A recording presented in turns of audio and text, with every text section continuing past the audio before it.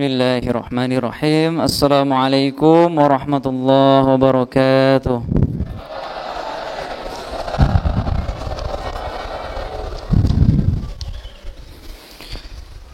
Alhamdulillahilladzi bi ni'matihi tatimmus shalihat. Wassalatu wassalamu ala man arsalahullahu bil huda wa dinil haq rahmatan lil alamin wa hujjatan 'alan nasi ajma'in. Sayyidina wa imamina Muhammad wa ala alihi wa sahbihi wa man ittaba'ahum bi ihsanin ila yaumiddin, amma ba'd. Alhamdulillah.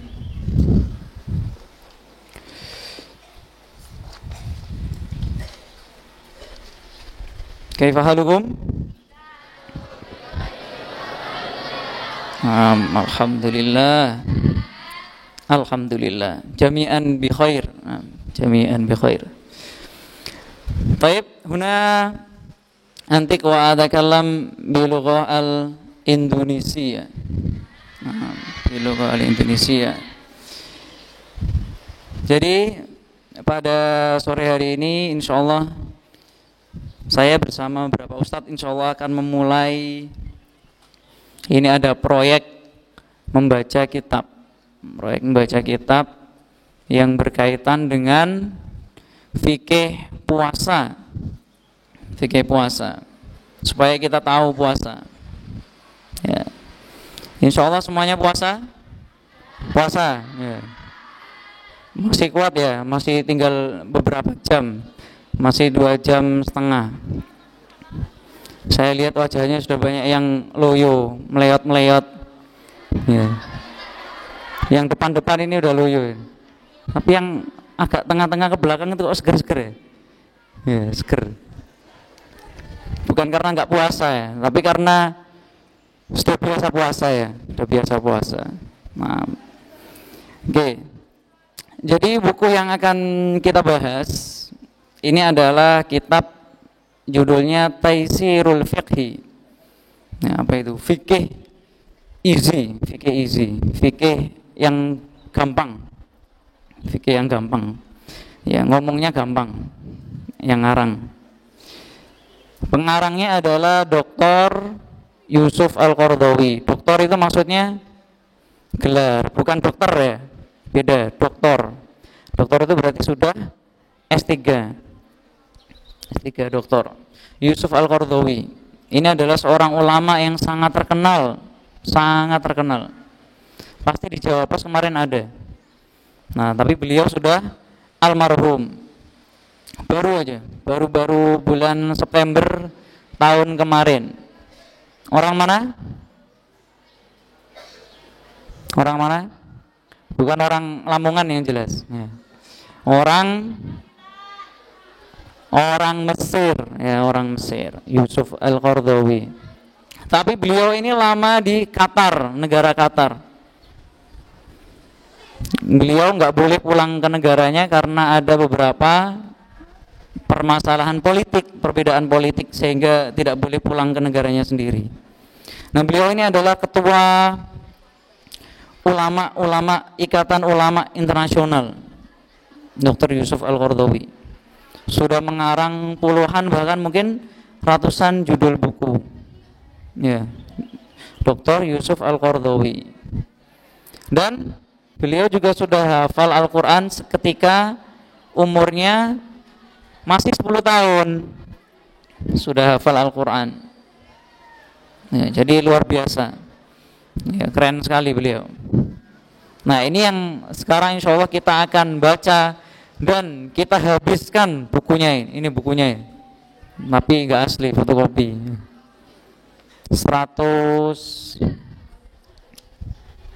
170-an halaman. 160-an halaman. Bismillah. Selesai sampai sebelum mau pulang ya. Ya, biar nanti pulang langsung bisa ceramah. Pulang ini yang kelas 11, kelas 12 langsung ceramah tentang apa? Puasa. Kelas 10 juga boleh. Kelas 9 juga boleh. Ya. Nah, kalau perempuan yang banat-banat boleh juga, tapi ceramah di rumah ya. Ceramah di rumah. Oke, bismillah. Kita akan mulai baca tentang puasa. Ya, ini bukunya hanya tentang puasa saja. Nah, tapi di awal mula penulisan kitabnya, beliau memulai dari perbedaan antara jenis-jenis ibadah. Nah, di sini beliau membedakan ya, anwa'ul ibadah fil Islam. Ada jenis-jenis ibadah dalam Islam. Nih kita coba sambil baca Arabnya sambil ini ya, terjemahkan. Khalaqallahu subhanahu an-nasa liya'rifuhu wa ya'buduhu. Allah itu sudah menciptakan manusia supaya para manusia itu mengetahuinya dan menyembahnya, mengetahui, mengakuinya.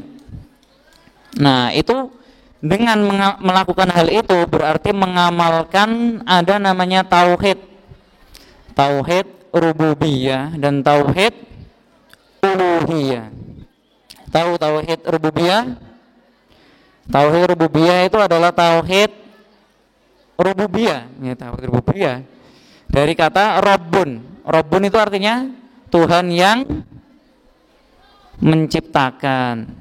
Ada perbedaan antara Rabbun dengan ilahun. Rabbun itu adalah Tuhan yang menciptakan. Jadi di sini kita beriman, kita yakin bahwasanya Allah itu adalah Tuhan yang menciptakan kita, yang menjadikan kita ada. Itu berarti kita sudah beriman dengan tauhid rububiyah. Nah, ini ada satunya lagi, tauhid uluhiyah dari kata ilahun. Apa artinya? Artinya kita beriman, meyakini bahwasanya Allah itu adalah Tuhan yang disembah. Tuhan, satu-satunya Tuhan yang disembah. Ini namanya tauhid uluhiyah. Nah, makanya Allah Ta'ala berfirman dalam Al-Quran, wa ma khalaqtul jinna wal insa illa liya'budun. Nah, ini tuh seharusnya menjadi tujuan hidup kita semua, ya. Tujuan hidup kita semua. Kenapa saya menciptakan, ini Allah yang berkata, kenapa saya menciptakan jin? Kenapa saya menciptakan manusia semuanya? Tujuannya hanya untuk beribadah. Nah, kita punya tujuan kaya, boleh nggak? Boleh? Boleh punya tujuan kaya. Tapi kekayaan itu untuk apa? Kekayaan itu untuk beribadah, supaya bisa haji, supaya bisa sedekah, memberikan makan orang fakir, jangan dibalik, orang kafir. Orang fakir satu kampungnya itu bisa makan semua karena dia kaya. Nah, itu berarti beribadah. Ya. Entah yang lain mau jadi influencer, boleh nggak? Boleh. Jadi YouTuber, boleh nggak? Hah? Boleh. Boleh jadi YouTuber terkenal. Nah, tapi tujuannya apa? Tujuannya apa? Semuanya harus kembali ke tujuan awal, yaitu beribadah. Kalau terkenal berarti nanti terkenalnya itu untuk dakwah, menyebarkan ajaran Islam. Nah, gitu ya. Jadi semuanya harus kembali kepada ibadah. Mau pinter, mau kuliah sampai S3 di luar negeri, jurusan nuklir, ya, itu semuanya untuk beribadah dan lain sebagainya. Lihada ja'alal islama at-ta'abbud lillahi ta'ala. Makanya Islam itu menjadikan beribadah itu hanya untuk Allah semata, tidak untuk yang lain. Dan itu adalah satu-satunya yang paling diminta dari seorang muslim. Dan itu juga yang menjadi poin utama rukun Islam. Ada berapa? 5 apa 6? 5. Kalau rukun iman 6. Ya, rukun Islam itu ada 5. Nah, yang pertama adalah syahadatain, kemudian sholat, terus zakat, saumu Ramadan, puasa di Ramadan, dan haji. Nah, ini 5 rukun Islam, dan ini menjadi titik topang ibadah. Ibadah itu porosnya ada 5 ini. Nah, kemudian di sini baru masuk yang tadi saya bilang, ibadah itu ada berjenis-jenis. Salah satunya jenis ibadah itu ya, ibadah itu ada yang dilakukan karena dengan cara fisik, ibadah fisik. Ibadah fisik. Contohnya sholat. Ya, sholat itu nggak ada pakai hati aja. Saya sudah sholat. Kapan kok nggak lihat? Sholatnya pakai zikir atau dalam hati. Ya, itu nggak bisa. Sholat itu harus dengan gerakan. Kemudian ternyata di sini siam masuk juga di sini. Ya. Jadi puasa itu masuk dalam jenis ibadah dengan fisik. Jenis ibadah dengan fisik. Nah, ini disebut dengan dalam bahasa Arabnya al-ibadah al-badaniyah. Al-ibadah al-badaniyah. Terus selanjutnya yang dilakukan oleh hamba ya, ibadah, jenis ibadah dengan cara mengeluarkan uang. Contohnya zakat, sedekah. Nah, ini disebut dengan bahasa Arabnya al-ibadah al-maliyah. Al-ibadah al-maliyah. Terus ada yang joinan antara dua-duanya. Ya, collab antara ibadah badaniyah sama maliyah. Dilaksanakan secara kedua-duanya. Contohnya apa? Haji dan umroh. Nah, ini yang dilakukan dengan fisik serta dengan harta. Kemudian, nah ini ada yang dilaksanakan itu harus dengan perbuatan, melaksanakan perbuatan. Contohnya adalah sholat. Sholat itu dikerjakan. Zakat, mengerjakan zakat, dan haji. Dan ada yang dilaksanakan, ibadah itu dilaksanakan dengan cara meninggalkan. Kok bisa meninggalkan? Nah, contohnya adalah puasa. Nah, puasa itu meninggalkan. Itu ibadah dengan cara meninggalkan. Nah, itu kan menahan dan juga meninggalkan. Itu puasa. Nah, tapi di sini walaupun kelihatannya nggak ngapa-ngapain ya, puasa ya. Puasa itu kan kayak nggak ngapa-ngapain. Beda dengan sholat itu kan kelihatan. Ngapainnya kelihatan. Sedang apa itu kan kelihatan. Kamu sedang apa? Sedang sholat. Kalau ditanya sedang diam, kamu sedang apa? Sedang puasa. Belum tentu ya. Belum tentu. Beda dengan sholat dan lain sebagainya. Nah, ini ya, puasa ini menjadi berpahala ketika apa? Ketika ia dilaksanakan dengan iradah dan juga ikhtiar. Ketika dia melakukan puasa itu, melaksanakan puasa itu dengan keinginannya sendiri dan juga karena pilihannya sendiri. Bukan karena mudabiro atau ustadz. Ini baru berpahala. Kalau karena orang lain berarti tidak menjadi ibadah. Jadi namanya ibadah itu harus ada taqarrub ilallah. Harus punya niat mendekatkan diri kepada Allah. Nah, disinilah ya ibadah itu tadi berpahala. Utamanya puasa. Utamanya puasa. Sekarang kita akan melihat, mengetahui apa definisi puasa. Definisi puasa yang diperintah dan disarankan oleh dalam Al-Quran dan juga hadis itu adalah definisinya tarkun, kafun, wahirman. Tarkun itu dari kata taroka yatruku, artinya meninggalkan. Kafun dari kata kafa yakufu, artinya menahan. Dan hirman, harama yahrumu, Hirman artinya diharamkan, mengharamkan.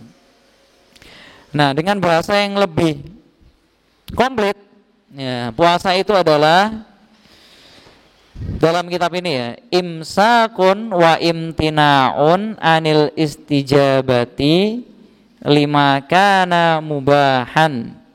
Jadi menahan, ya, menahan atau mencegah diri kita dari mengikuti hal-hal yang mubah min syahwatil batni.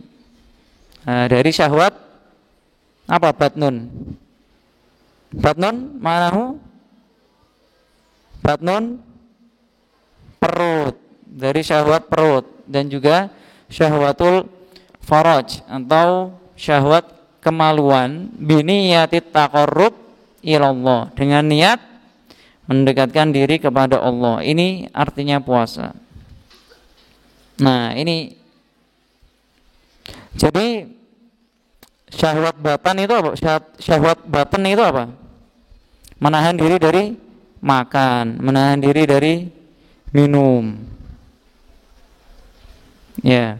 Kemudian ada juga syahwat tentang kemaluan tadi. Jadi ini dilaksanakan dalam satu hari penuh. Dimulai dari kapan? Dimulai dari fajar, ya, zuhurul fajar ila ghurubis syamsi. Nah, itu namanya. Bukan karena adzan dan bukan karena imsak, ya, tapi dimulai dari ketika fajar itu nampak. Fajar itu guratan cahaya yang muncul dari timur, pasti dari timur. Guratan cahayanya dari timur. Karena itu tanda berarti matahari akan segera terbit, ya. Kemudian sampai ghurubus syamsi, sampai matahari tenggelam. Nah, itu semuanya umat Islam itu dari dulu itu sudah meyakini tanda-tanda apa? Tanda-tanda alam itu dijadikan sebagai sumber atau maklumat dalam beribadah. Jadi umat Islam tuh sudah maju dari dulu. Jadi tidak sekedar ada matahari gitu aja, tapi itu dijadikan patokan ibadah, ya. Jadikan patokan ibadah. Nah, jadi harus mengikuti pergerakan matahari. Nah, imsak itu belum waktunya, masih boleh makan ya kalau imsak. Ya. Yang nggak boleh itu adalah ketika adzan, karena adzan dimulai itu adalah tanda bahwasanya fajar sudah masuk. Terus, nah sekarang gimana dalilnya? Kalau misalnya puasa itu menahan diri dari dua syahwat tadi, yaitu syahwat perut dan juga syahwat kemaluan. Dalilnya ada suatu ayat surat Al-Baqarah. Qala Allah Ta'ala uhilla lakum lailatas siyamir rafathu ila nisaikum hunna libasul lakum wa antum libasul lahunna alimallahu annakum kuntum takhtanuna anfusakum fataba alaikum mu'afa ankum fal'ana bashiruhunna ila akhir di sini ada ayat wa kulu washrabu hatta yatabayyana lakumul khaytul abyadu minal khaytil aswadi minal fajri. Nah, di sini disebutkan tadi yang terakhir ada wa kulu washrabu. Berarti ini di sini menahan diri dari tidak makan dulu, tidak makan minum sampai akhir, sampai terbenamnya matahari baru boleh. Nah, ini ya. Nah, ini adalah hakikat puasa yang diperintahkan oleh syariat dengan dalil tadi bahwasanya kita harus menahan dua syahwat. Terus kemudian, nah ini adalah salah satu keutamaan puasa. Mungkin sudah disebutkan oleh Ustaz Dawam, tapi nggak apa, saya takkid lagi ya. Dalam sebuah hadis Rasulullah SAW berkata, ya, ini berarti hadis qudsi. Kullu amali ibni Adam lahu Nah, ini qala Allahu ta'ala. Rasulullah yang mengatakan, tapi qala Allahu ta'ala itu namanya hadis qudsi, enggak masuk dalam Al-Qur'an. Enggak masuk dalam Al-Qur'an tapi perkataannya Allah. Nah, illa shaum, ya, kullu amali ibnu Adam itu untuknya. Semua amal ibadah ya manusia itu ya udah buat dia, nanti untuk timbangannya dia, untuk nambah-nambahin timbangan dia di akhirat. Kecuali satu, yaitu shaum, kecuali puasa. Karena puasa itu untukku, kata Allah. Ya, wa ana ajzi bihi.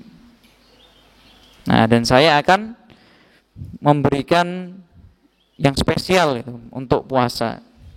Karena dia meninggalkan yada'u ta'amahu wa syahwatahu min ajli. Ini qala Allah Ta'ala.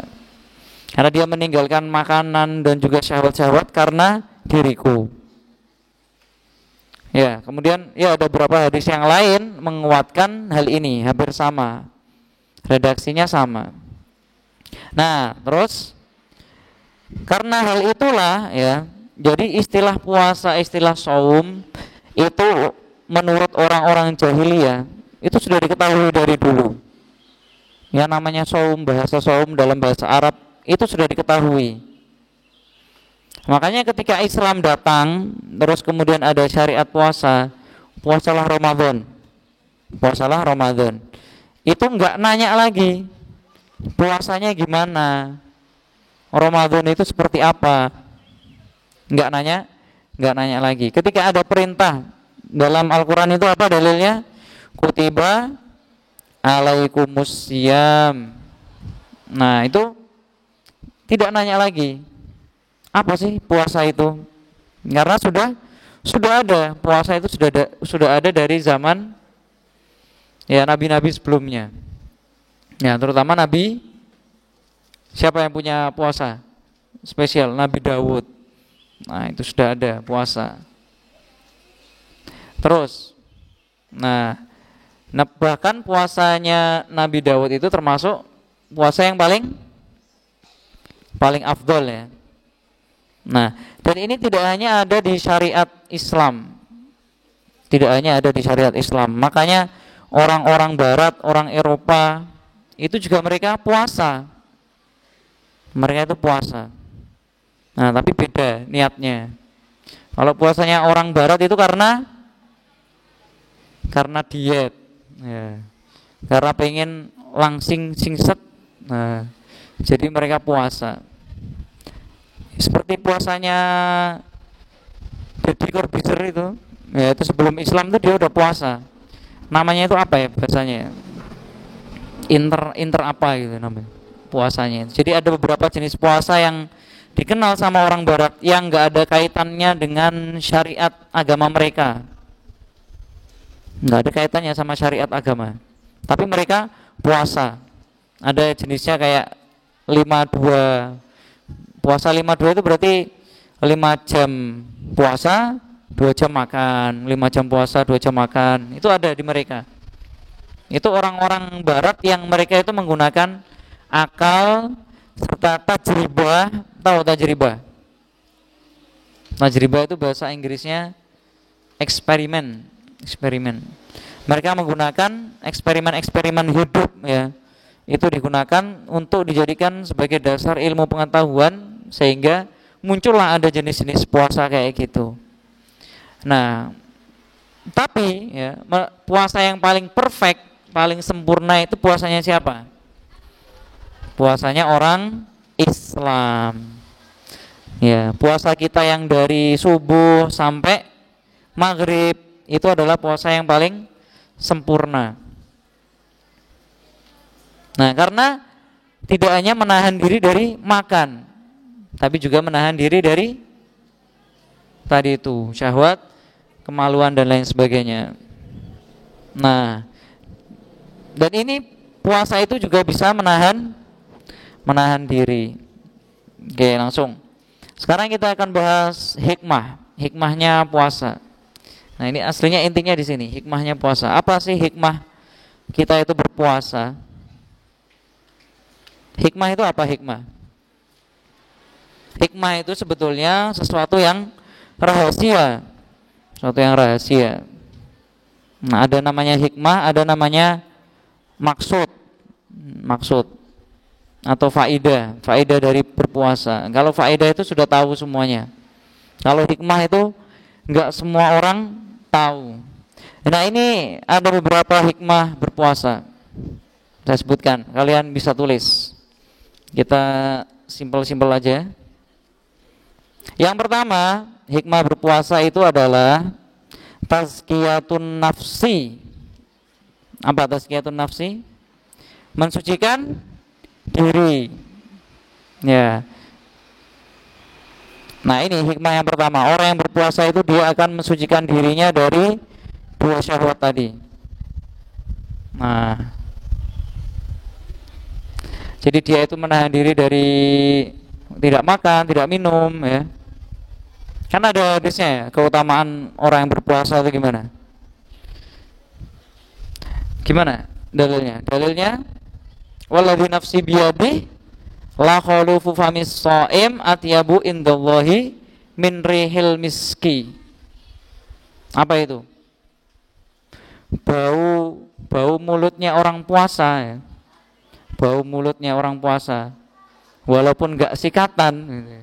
Ini hadisnya enggak kayak gitu. Tapi maksudnya bau gitu ya. Bau itu karena kan enggak ada makanan, enggak ada apa yang keluar masuk, hanya apap gitu ya. Nah, itu lebih disukai oleh Allah daripada bau misk. Bau misk itu adalah bau parfum yang paling wangi, paling mahal dan paling wangi itu misk. Itu lebih disukai Allah, ya. Nah, itu karena meninggalkan makanan dan minuman. Nah, ini yang pertama. Kemudian yang kedua. Nah, ini yang tadi saya sebutkan. Puasa itu akan menjaga kesehatan badan. Puasa itu akan menjaga kesehatan badan. Dan itu sudah dibuktikan oleh tadi itu, ya. Orang-orang ahli biologi, kemudian dokter-dokter itu sudah membuktikan. Ya. Jadi gini, saya tambahin. Puasa itu, orang yang berpuasa itu kan dia tidak makan, tidak minum. Nah, ternyata dari sisi biologi, ya, itu akan menjadikan sel-sel mati, bukan sel-sel mati, sel-sel yang lemah di dalam tubuh manusia itu karena tidak mendapatkan asupan energi akhirnya mati. Akhirnya mati yang sel-sel yang lemah. Menyisakan sel-sel yang kuat atau sedang-sedengan, sel-sel yang sedang-sedengan. Akhirnya ketika dimasuki makanan, sel-sel yang sedang itu menjadi kuat dan yang sel yang kuat jadi lebih kuat. Akhirnya karena itu orang itu bisa hidup lebih lama. Itu meremajakan organ tubuh. Meremajakan organ tubuh. Ya, kalian lihat seperti Sadawam itu sudah puasa Daud dari umurnya 35 insyaallah. 35. Puasa Daud itu gimana? Sehari puasa, sehari enggak. Sekarang umur Sadawam sudah 68.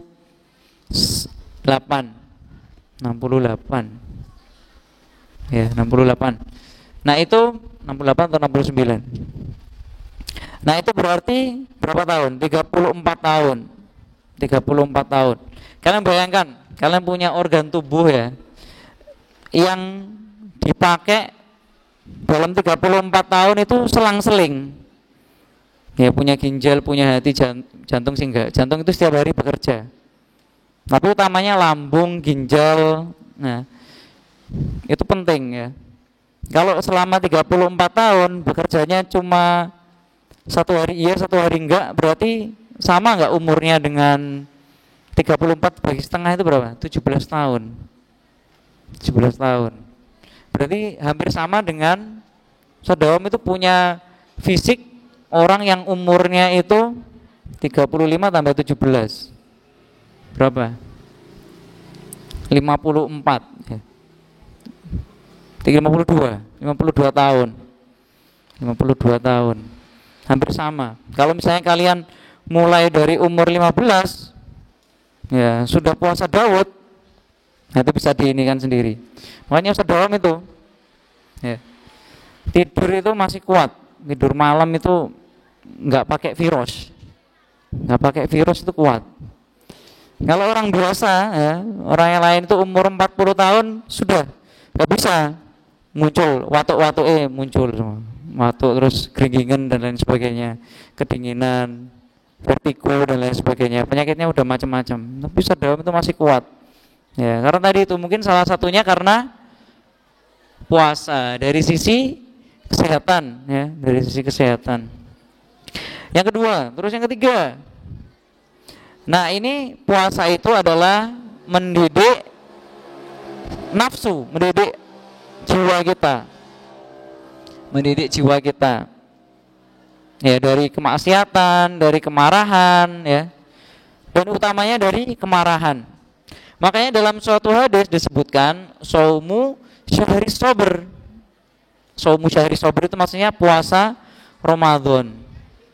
Jadi dengan puasa itu orang akan melatih dirinya agar sabar. Ya, tapi itu orang nggak marah itu pas puasa itu karena dua. Ya karena memang dia sabar, atau karena yang kedua nggak punya tenaga untuk marah. Ya, tapi di sini kita dilatih untuk sabar, ya.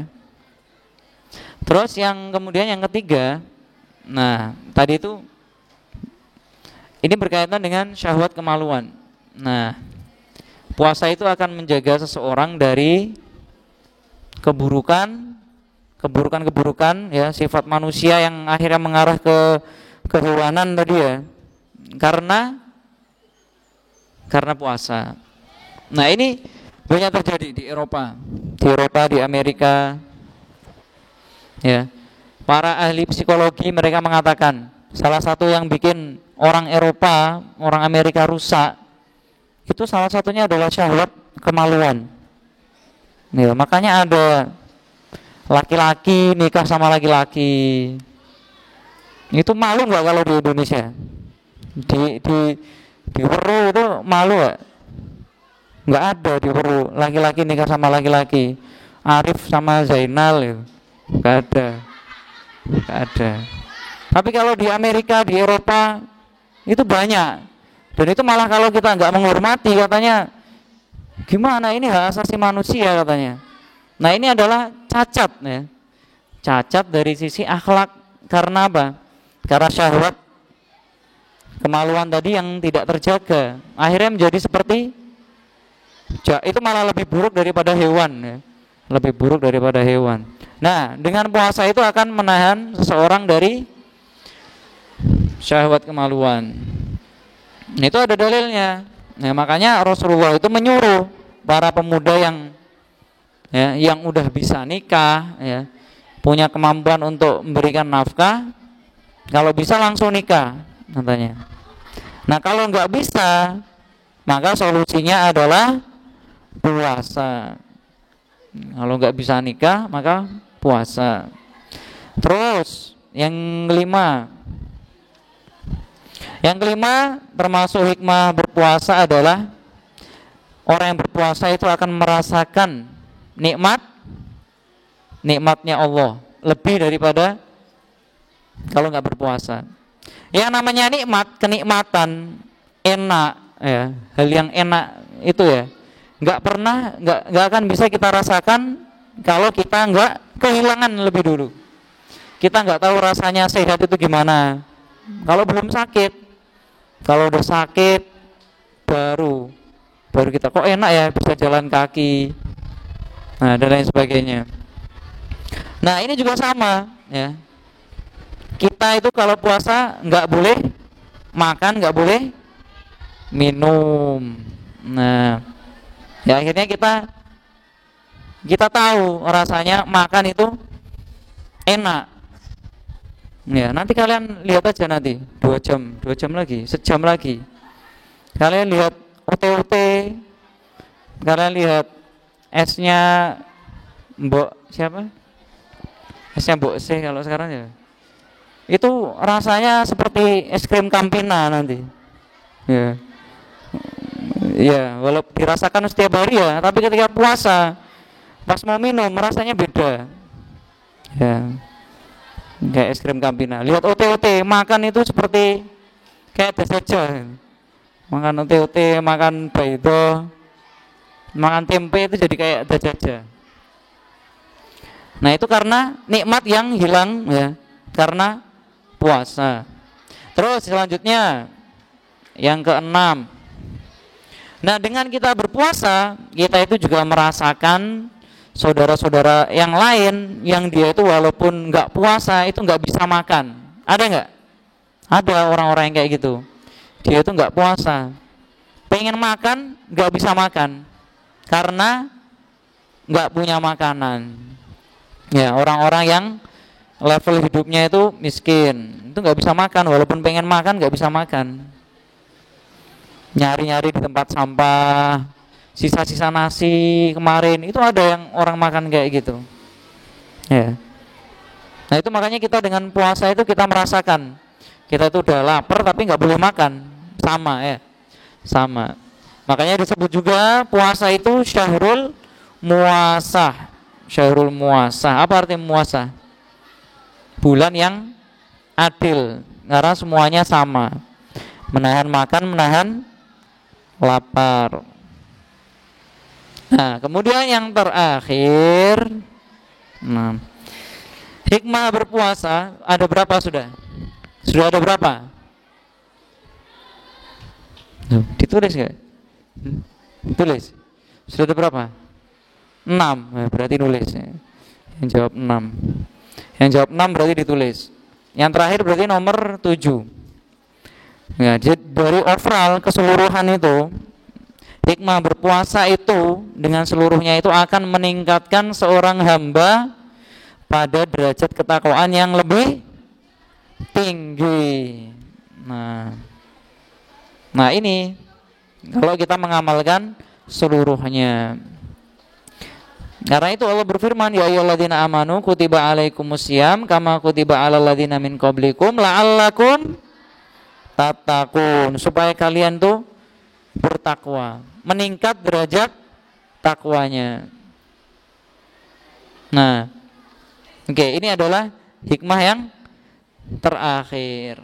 Nah, ini namanya puasa. Dan syahrul Ramadan itu disebut juga dengan madrasah. Apa madrasah?